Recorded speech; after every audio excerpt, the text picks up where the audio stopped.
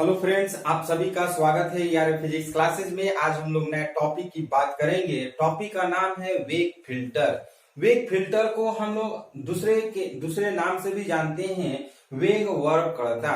वेग वर्णकर्ता और वेग फिल्टर क्या है, इसके बारे में हम लोग विस्तृत अध्ययन करेंगे। ये बहुत ही बढ़िया टॉपिक है। इसमें क्या होता है कि दो क्षेत्र होते हैं, एक चुंबकीय क्षेत्र होता है और एक विद्युत क्षेत्र होता है। दोनों एक दूसरे के लंबवत होते हैं। जब किसी भी चुंबकीय क्षेत्र और विद्युत क्षेत्र एक साथ एक दूसरे के लंबवत होते हैं और उसमें जब कोई धनावेशित कण प्रवेश करता है तो वो धनावेशित कण भिन्न भिन्न कणों को विक्षेपित कर देता है। मीन्स कणों को अलग अलग वेगों से बाहर निकालता है।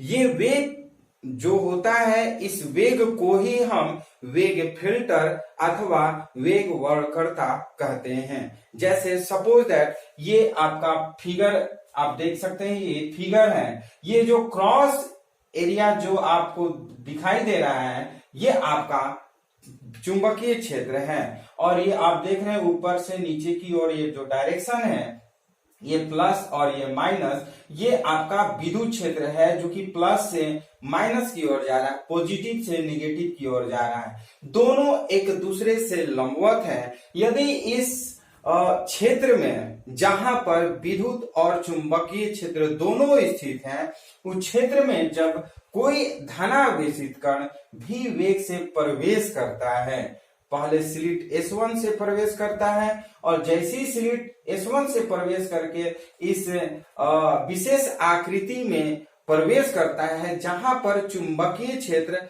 और विद्युत क्षेत्र होते हैं, तो ये दोनों कणों को, ये जो धनावेशित कण इसमें जाता है, तो जो कण होते हैं उनका कण का वेग जो होता है अलग अलग हो जाता है। यानी कि इसमें दो बल लगने लगते हैं, एक चुंबकीय बल और एक विद्युतीय बल। चूंकि दोनों एक दूसरे के बराबर लेकिन विपरीत दिशा में होते हैं, ये आप देख सकते हैं कि धनात्मक से ऋणात्मक नीचे की ओर है, तो एक दूसरे के विपरीत दिशा में होते हैं, दोनों पे बराबर बल लगते हैं, तो दोनों का परिणाम जो शून्य होता है।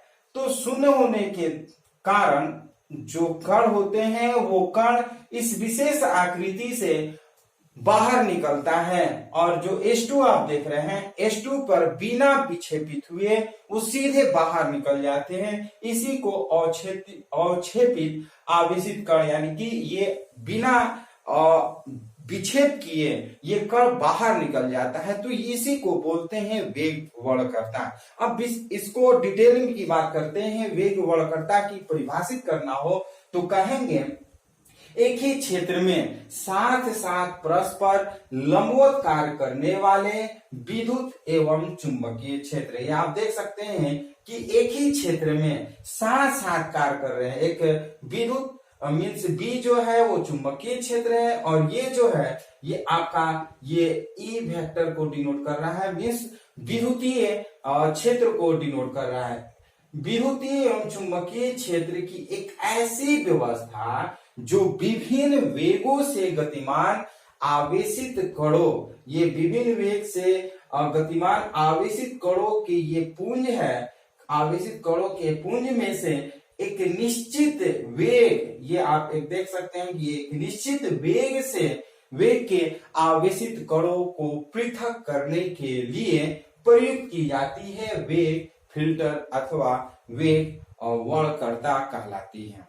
ये जो प्रयोग होता है प्राय इस विधि का जो प्रयोग होता है वो वैज्ञानिक जे थॉमसन ने किया था। वैज्ञानिक जे थॉमसन ने बताया कि इसका जो हम लोग उपयोग करते हैं वो विशिष्ट आवेश E/m को हम लोग विशिष्ट आवेश बोलते हैं। विशिष्ट आवेश ज्ञात करने में किया जाता है।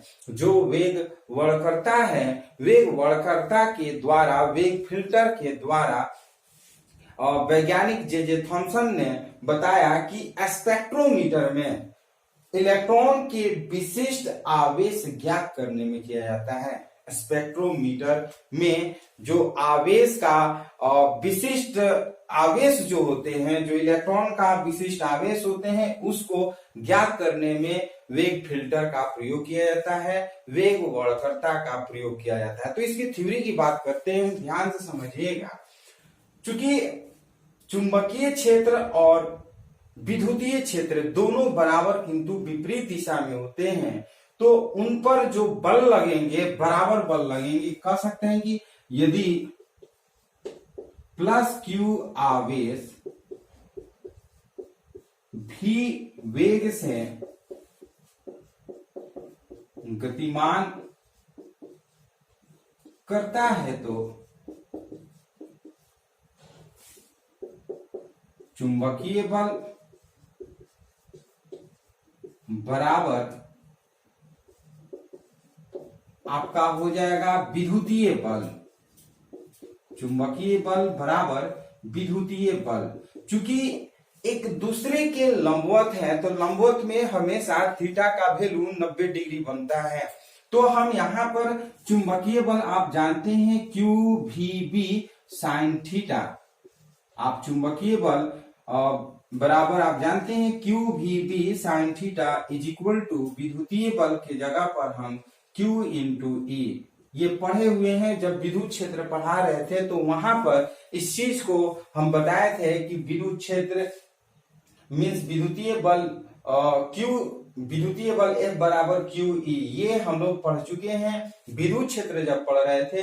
यदि आप विद्युत क्षेत्र का वीडियो नहीं देखे हैं तो वो वीडियो जरूर देख लीजिएगा, सारे वीडियो अपलोड हुआ है। तो ये विद्युतीय बल का फॉर्मूला है Q इंटू ई, और हम लोग इसके पीछे वाले वीडियो में हम लोग पढ़े हैं चुंबकीय बल Q is equal F is equal to Q V B sine theta. चूंकि जो B यानी कि चुंबकीय क्षेत्र और विद्युतीय क्षेत्र जो है एक दूसरे के लंबवत हैं, तो हम कर सकते हैं चूंकि theta is equal to 90 degree, तो आप जानते हैं साइन 90 का वैल्यू 1 होता है। तो हम लिख सकते हैं so Q V B is equal to Q into ई।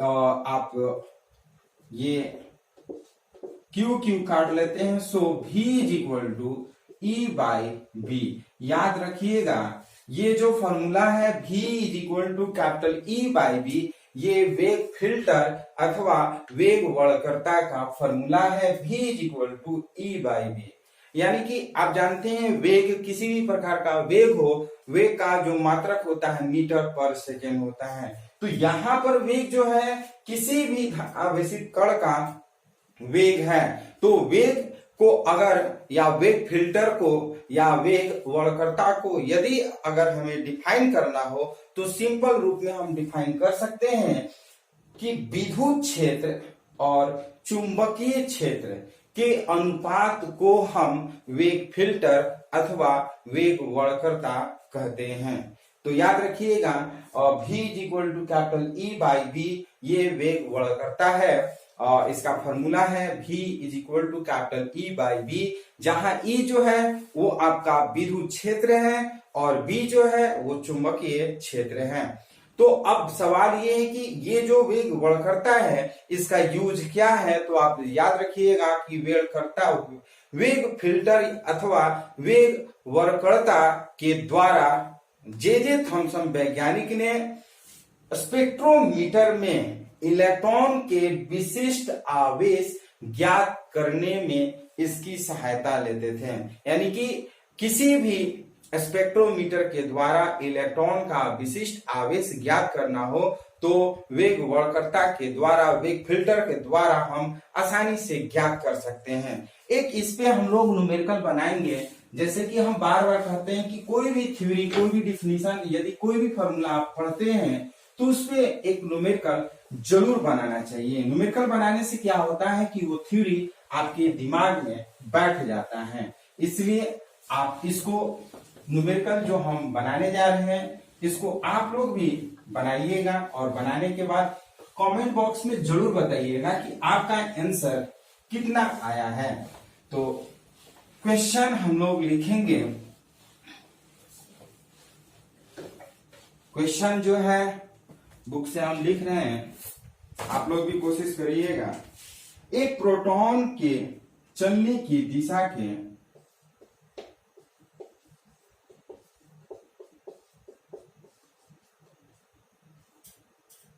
एक प्रोटॉन के चलने की दिशा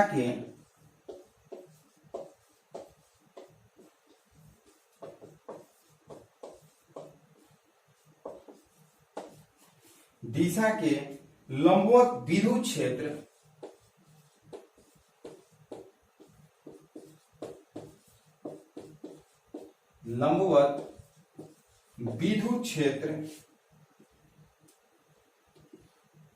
E is equal to 1500 volt per metre तथा दोनों के लंबवत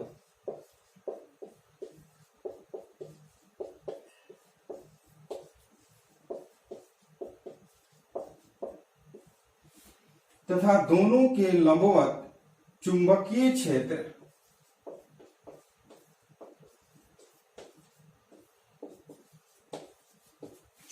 क्षेत्र B is equal to 0.4 tesla लगाया जाता है।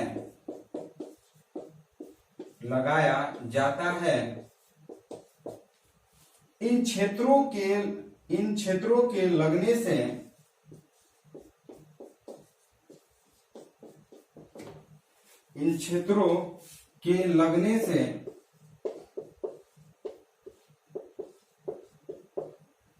से प्रोटॉन में कोई विक्षेप उत्पन्न नहीं होता।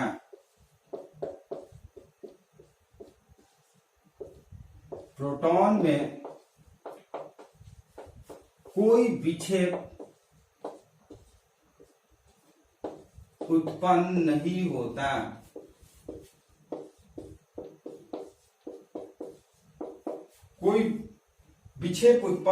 होता। प्रोटॉन का वेग ज्ञात कीजिए।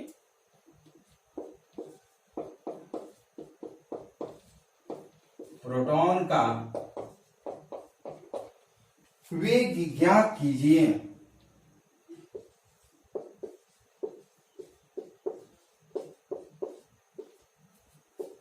यदि प्रोटॉन का वेग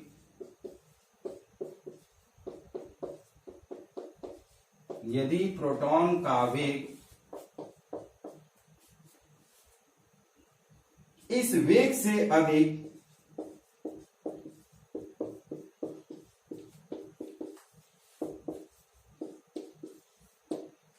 या कम हो तो क्या होगा?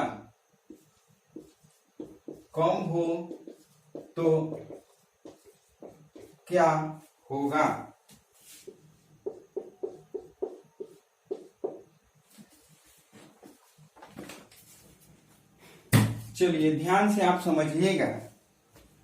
कोई भी न्यूमेरिकल होता है बनाना बहुत ही आसान होता है। यदि आप किसी भी न्यूमेरिकल को ध्यान से पढ़ते हैं, पढ़ने के बाद कोशिश ये करिए कि क्या क्या वैल्यू दिया है उसके अकॉर्डिंग आप फॉर्मूला यूज करके उसे बनाइए। फॉर्मूला बेसिस क्वेश्चन रहता है तो बहुत ही आसानी से बन जाता है। तो हम लोग बनाते हैं इस न्यूमेरिकल को। सबसे पहले आप ध्यान से देखिए, एक प्रोटॉन को चलने की दिशा के लंबवत विद्युत क्षेत्र E vector E is equal to 1500 volt per metre तथा दोनों के लंबवत चुंबकीय क्षेत्र B is equal to 0.4 tesla लगाया जाता है। इन क्षेत्रों के लगने से प्रोटॉन में कोई विक्षेप उत्पन्न नहीं होता। प्रोटॉन का वेग ज्ञात कीजिए। विक्षेप कब उत्पन्न नहीं होता है? जब दोनों पर बराबर बल लगते हैं। जब दोनों पर बराबर बल लगते हैं तो वहां पर वेग वक्रता या वेग फिल्टर हो जाता है। जब वेग फिल्टर का फॉर्मूला आप जानते हैं V इज इक्वल टू, तो सबसे पहले हम लोग लिखते हैं E is equal to 1500 volt per metre और B is equal to 0.4 tesla. तो ये वैल्यू दिया है, कह रहा है कि भी वेग क्या होगा। वेग किसका कह रहा है? प्रोटॉन का वेग। तो हम जानते हैं since V is equal to capital E by B और E के जगह पर हम रखेंगे 1500 और बाई 0.4। ये अगर पॉइंट काटते हैं तो ऊपर आ जाएगा, ये 37 बार में कट जाएगा, 37.5 यानी कि ये। तो हम इस तरह से लिखते हैं 3750 मीटर पर सेकेंड। जैसे कि आप जानते हैं कि वेग किसी भी प्रकार का हो तो वेग का जो मात्रक होता है वो आपका मीटर पर सेकंड होता है। तो इस तरह से प्रोटॉन का वेग जो है वो 3750 मीटर पर सेकेंड हो गया। कह रहा है लास्ट में, यदि प्रोटॉन का वेग प्रोटॉन इस वेग से अधिक या कम हो तो क्या होगा। दो कंडीशन, एक यदि कम होगा तो उस कंडीशन में इस कण का वेग किस तरह से प्रदर्शित करेगा, अगर ज्यादा हो तो क्या होगा। तो ध्यान से आप फिगर को समझिएगा। ये आपका